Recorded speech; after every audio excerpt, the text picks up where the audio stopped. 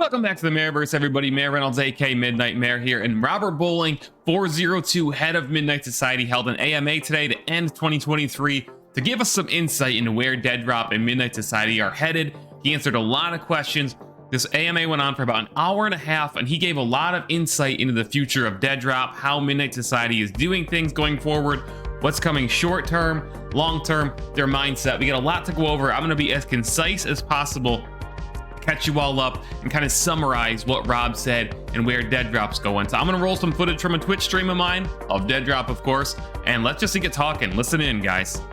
The biggest overarching topic that 402 talked about throughout the night was the cadence of content releases and testing for Deadrop going forward. There's been a lot of questions about, when is Snapshot 8 coming? What's the next thing in Snapshot 8? There's been comments that Dr. Disrespect has made on stream, and Rob gave a lot of insight and transparency into what they're thinking about and how things may roll out and how these things are being talked about, discussed, and plans are being finalized right now. Right off the bat, Rob mentioned that we will be getting a roadmap for Deadrop and the development of it in early 2024, but he gave some really good details on where their mindset is and what we're going to see next. So it was confirmed that Deadrop Snapshot 7.5 is what they're calling it, is coming in early January. That patch is being fixed, or finalized, I should say, this week. It has some balance changes in it, but the big feature of that patch and update is the Lua scripting for DCMs, which will enable creators and Deadrop players to create their own modes and experiences and then publish them into Deadrop, invite their friends to play them. And Midnight Society is of course going to pick new featured DCMs, some of their favorites, to add to the rotation in Deadrop. So that's obviously going to give a lot of people some stuff to work on, some stuff to create, some new fun to be had. And I have a video dedicated to that topic, modes that I think people are going to be able to make with Lua scripting when this release date, or when this release comes here at sometime, probably in the first few weeks of January. I'm guessing more information on that soon, but that's the short term. That's what's coming to Deadrop. Snapshot 7.5 confirmed in a few weeks, but then there was a lot more about the future. So the next thing that Rob talked about was a new concept that right now at least is being referred to as founder testing. And this is kind of part of that, Deadrop entering a whole new era type of thing, and the game moving into a new phase of development, right? It's like a lot of the foundational systems have been put in, but now that the game's development is moving in a different direction, it's going to get very granular and nitty gritty, right? So a lot of what we're going to see is individual builds being released. This is what's considered right now. Individual builds for players in the Deadrop community who want to test individual features within Deadrop itself. So these would not be put in the main game. For clarification, these would not be features just thrown in, what you know it as quote unquote Deadrop Snapshot 7. These would be specific builds with specific things to be tested. So he used an example of an armor plate system that's being discussed.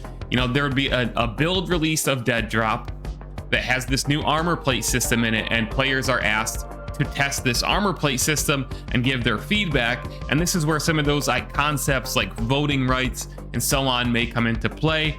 These were very specialized builds with one specific feature to be tested. And I have more thoughts on this. I'm gonna give thoughts on this in a little bit, but there's more to know about this as well. The concept here is obviously to continue building community involvement and collecting data and feedback from the community, but it's also empowering certain members of the team to independently test various concepts. They don't need to put all of these ideas and concepts and tests into one big release. They can have a team that puts out a build testing just one new part of the midnight ride. Maybe they want to test this is my idea. Maybe they want to test squads, and maybe they want to increase the HP on your car. So they put out a build that does just that. And maybe they put out another build a couple weeks later or whatever that tests this armor plate system, which could potentially change the time to kill, right? And then maybe they put out another build, ... You get the idea. And then everybody gets to play them, give their feedback. Everybody who wants to play them gets to give their feedback, or you don't need to play them at all. That's the thing. You can just keep playing the main game if you want to, keep working on your DCM, whatever. These are experiences that are tailor built to test specific features. Again, as we kind of get into part of the game's development that's not super flashy, introducing one new item or whatever, that's not really something that's going to excite a ton of people, and we're going to get more into exciting people and building the audience later. But that's the idea here. That's something that's probably coming in the very near future, and much before something like Snapshot 8, if it's even called Snapshot 8, which we're also going to discuss in a little bit. So the idea here is that after testing all these individual features and ideas from the team, all those, decisions would be packaged into the next major update, which we're basically just going to refer to as Snapshot 8 for right now. But Rob did mention that he doesn't know for sure if it's going to be called Snapshot 8, if they're going to stick with that name, go for something else. But that's the concept here. And the idea of putting these builds under NDA came up. There was a question that came up specifically about will these test builds be put under NDA as opposed to the main game, which anybody can create content for, stream, tell their friends, take screenshots, footage, all that stuff. And Rob said straight up, we don't know. That's something that's being discussed right now. And I have thoughts on this that I do want to discuss. I've really got two questions, I guess, and bits of feedback that I'm just kind of gonna pose here about this idea, because this is a new idea that the community would be introduced to here. First of all, on the NDA front, when the subject of NDAs came up, my original initial gut reaction was no. I don't like NDAs in general, and I've personally been dissuaded from even testing games that are under NDA, because even if I'm interested in the game, if I have to go under NDA, I'm not super interested in using my time for a lot of those games. Games that I can't create content for, games that I can't share with my community, so on and so forth. And I think one of the things that a lot of us loved about the initial concept of Midnight Society, right, was the open development and the transparency concept in partnership with the community. And certainly in partnership with the community, with these founder test builds, would certainly be intact, no doubt about it, because it is the community playing these builds hypothetically. But the more I got thinking about it, the NDA thing, it's much more complex than that, because if you're just testing an armor plate system, that's probably not a big deal. And I would advocate that. I love that would be more transparency, as long as Midnight Society communicates that the features that are being tested here may not make it into the game. We're going to test ideas that we're willing to try. We're not, this whole idea might die, whatever it may be, right? Like, I am understanding of that. But then I got thinking about, those clickbait content creators and so on and so forth. And I'm not calling anybody out specific here. You just know that the types that I'm talking about, who would take some of this stuff out of context, certain features that may be tested. And again, they may eventually be just not even utilized. But that there's people out there who are going to kind of take that stuff out of context, make videos about it, and push it out to their channel with 250,000 subscribers, and then misrepresent Deadrop, Midnight Society's intentions, so on and so forth. That let's be honest, that does do games and brands and developers and studios harm. That can happen. And I think it really depends on what features are being tested, because if it's something, again, like a gameplay feature, like an armor system, or a movement system, like, it seems pretty low risk in general to have like creators covering that, or people discussing it on Reddit, giving their feedback. That's all part of what Midnight Society believes in partnership with community development. But then I got thinking, what if, for example, they're testing the marketplace features or things like that, things that carry I don't even, controversy isn't the right word, but things that carry like serious weight, right? Like things that people are definitely going to be very impassioned about. And this is one of those things that when you're testing something, that doesn't mean you're necessarily going to do it. You're seeing how it works, how it functions when it's in the hands of the players, in the hands of the public. How do they react to this? And I can kind of see some value in that, because until a policy is finalized or whatever, it's all fair game. Devs are gonna test a billion different things that they have no intention of actually walking out. And I think that's where the idea of NDAs come in. In general, I don't really love NDAs. I don't really want NDAs. But depending on the features that are actually being tested in these builds, I'm not gonna be upset if I'm asked to sign one to test a feature that I understand is going to have a major impact, you know, on the player base when it actually is implemented in the game. And that means obviously the need to test it is even more important, right? Like, let's say it is the marketplace, and you know people get very emotional and passionate about things like monetization and so on and so forth. So it all depends on what's being tested. Anyway, moving on to the next thing.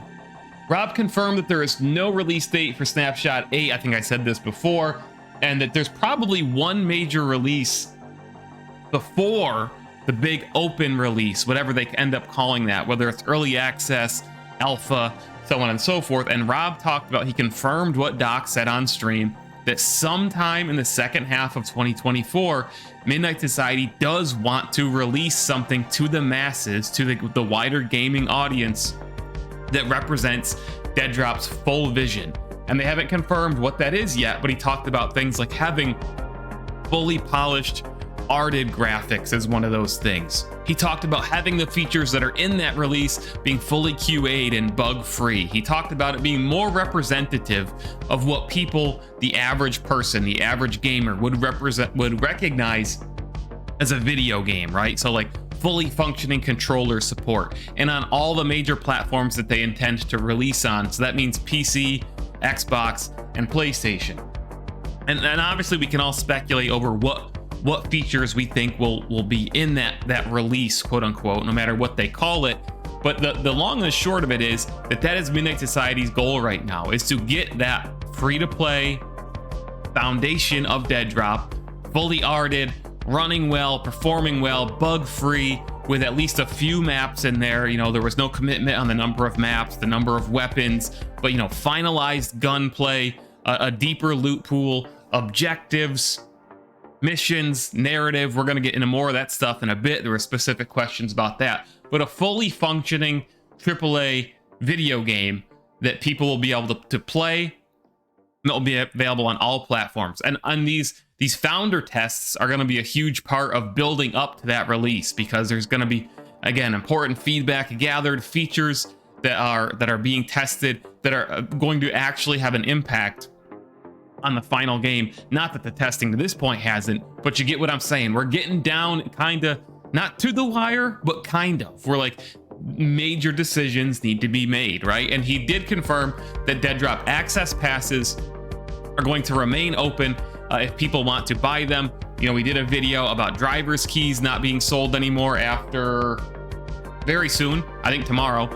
But anyway, driver's keys are going to remain open, but there's not going to be a ton of focus on bringing new players into the game right now. The big focus right now is going to be building Deadrop, developing Deadrop, building it out, adding more content to the game, polishing it. That's the big goal in 2024, and that makes a lot of sense. I've got a whole video about that if you want to check that out.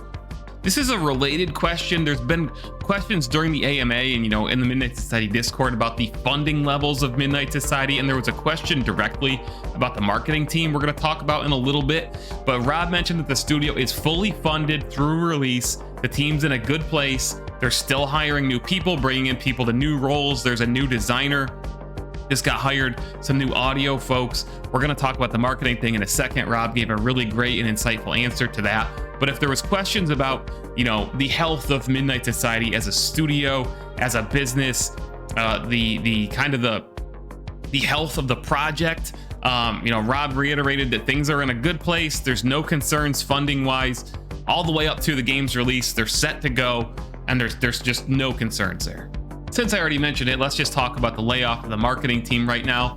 Rob did address this very well. He talked about how he personally had to make the tough decision about how to use Midnight Society's resources. You know, any business has a certain budget or you know, limited resources.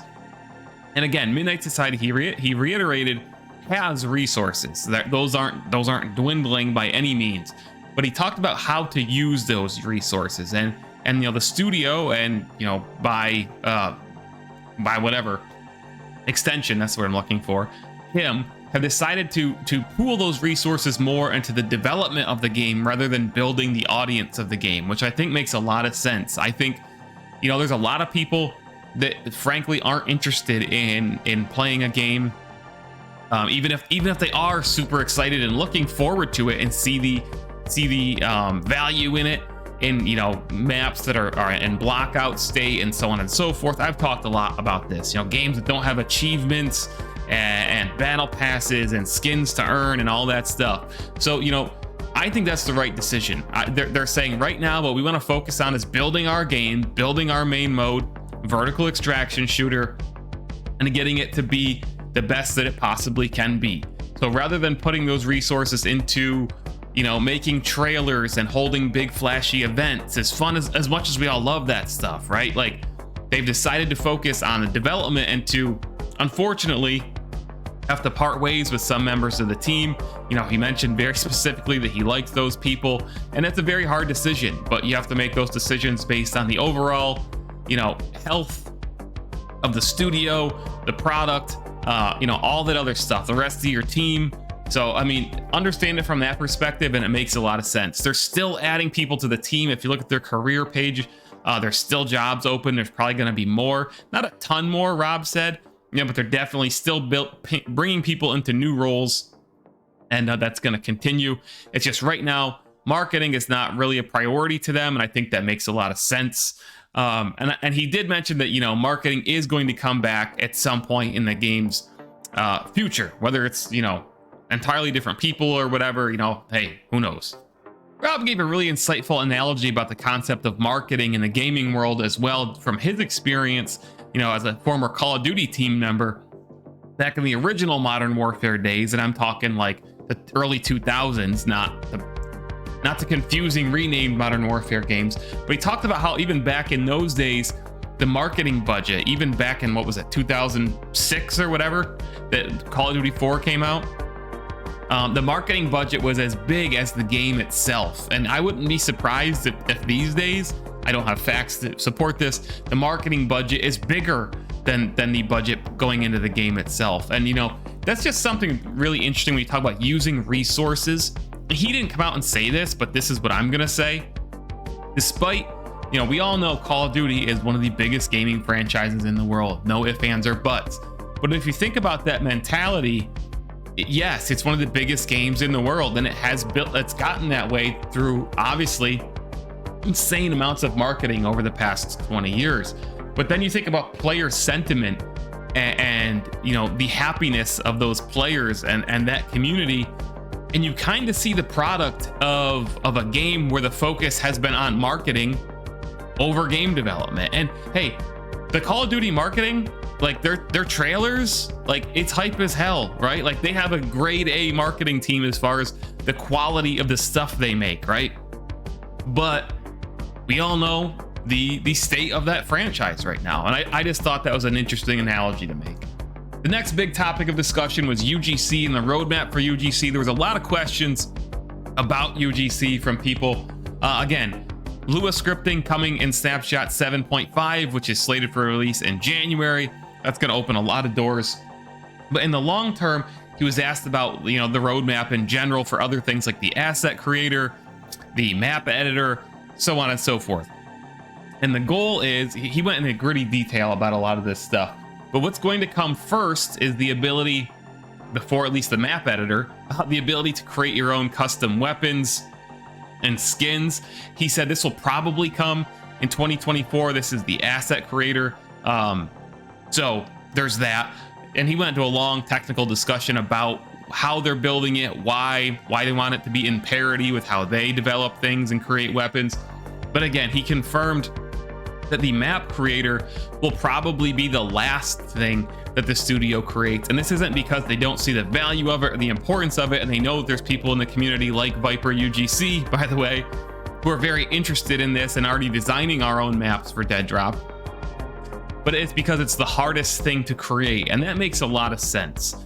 To build a fully functioning map editor and get it to the point where it's intuitive to use, obviously it's a huge tech lift, but then you're getting into things like how easy is it to use, the UI of it, you know, the publication of those maps. It makes sense when you think about the broader vision that is UGC. Maps are going to be the most complex things to build in many ways, And obviously creating the tools to publish those things is also going to be the most complex. So my interpretation of this is that we won't see the map editor until 2025 at the earliest. That is not Rob's words. That's just kind of what I'm thinking. But he did say the asset creation tool is probably coming in 2024. Again, that's for stuff like skins, weapons, so on. Rob also gave an update on the console versions of Deadrop, which was great. And again, very insightful.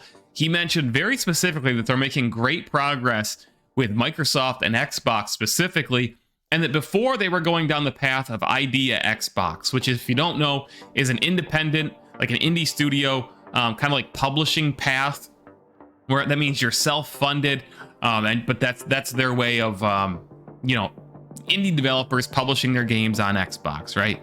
It's called Idea Xbox. But then he talked about recently they've been working with some of the first party folks at Xbox by leveraging their partnerships and contacts there.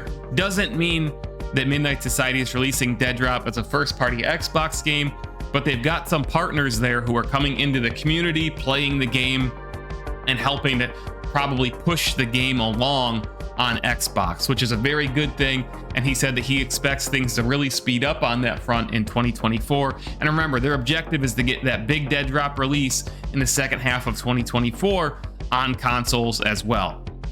He said also they're in negotiations with Sony, and he specifically made some interesting comments about Sony.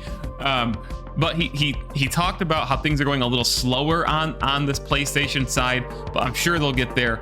And he also mentioned that, one of the reasons for this, he said it's been frustrating for him. He's been working at it nonstop. Because obviously there's people in the console space that already own variants, and they want to get the game tested on console as well.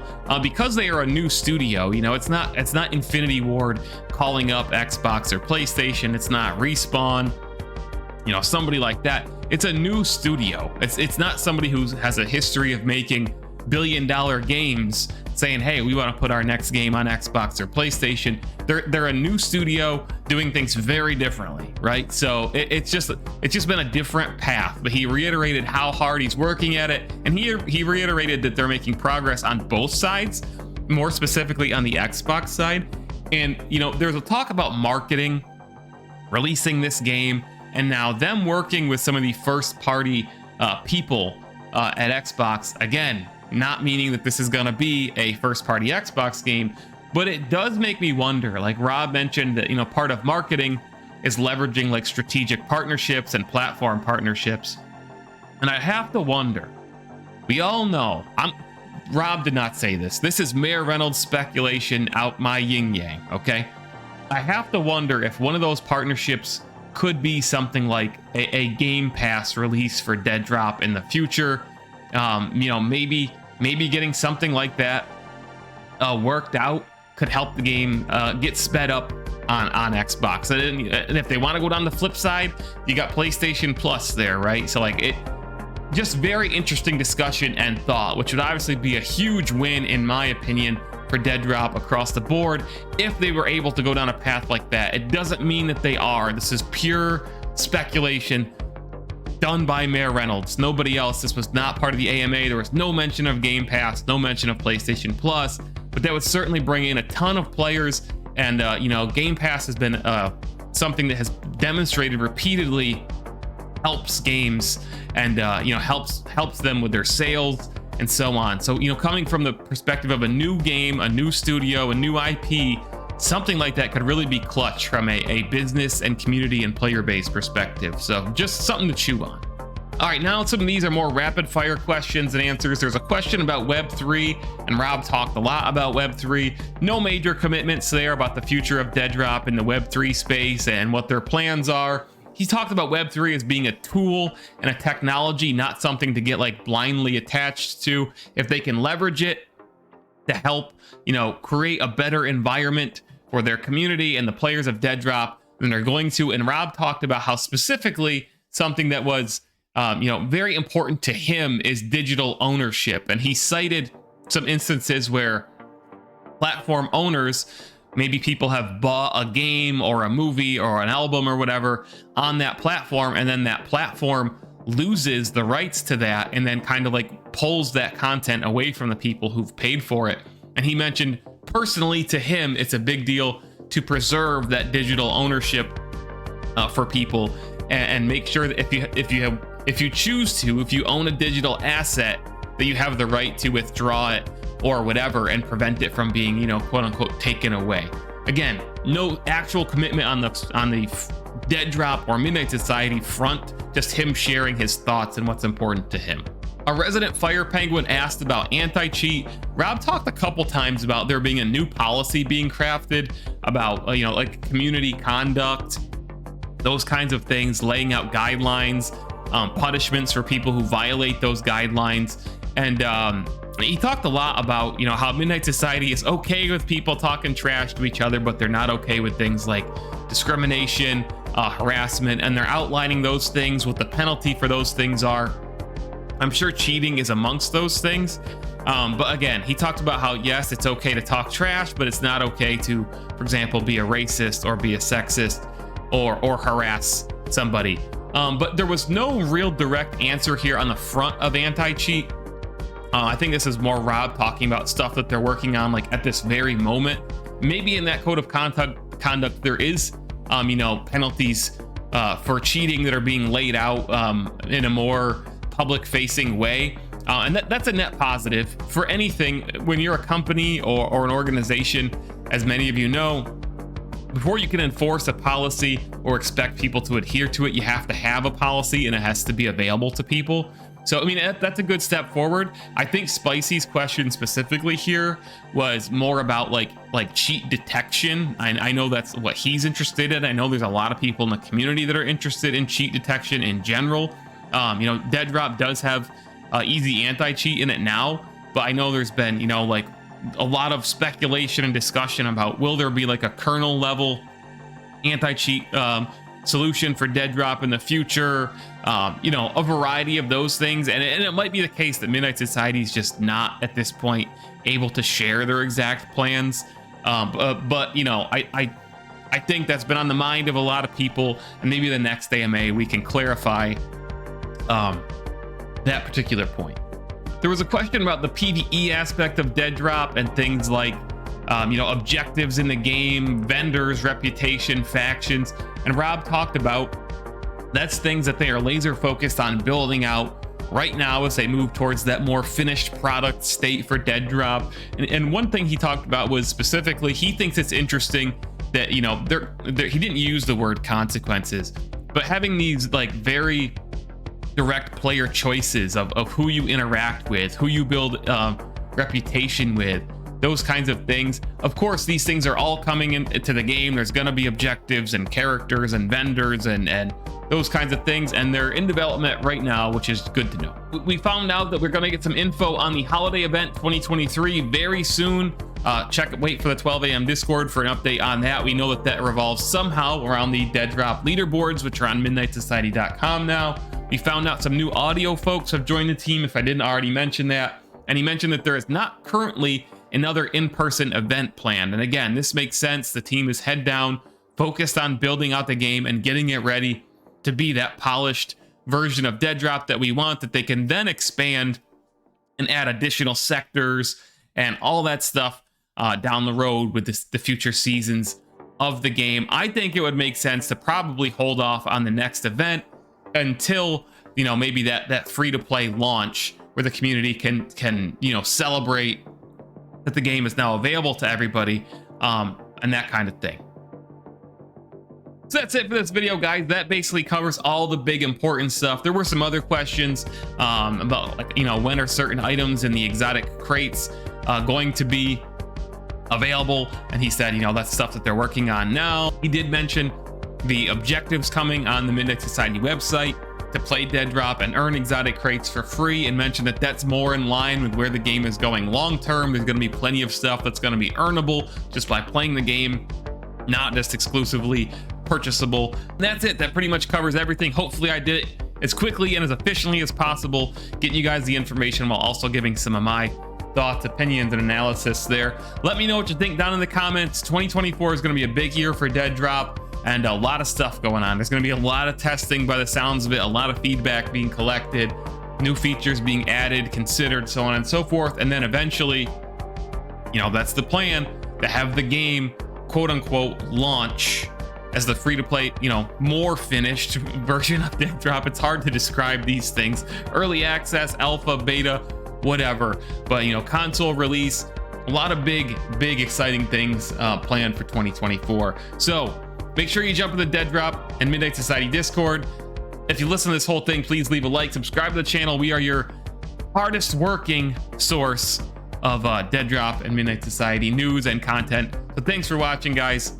By the way, I love my fellow creators. That's just a phrase that came out of my mouth because I do work pretty damn hard. So anyway, see you on stream, see you in my next video, and see you over on the Viper UGC channel too. Mayor Reynolds, Midnight Mayor, out.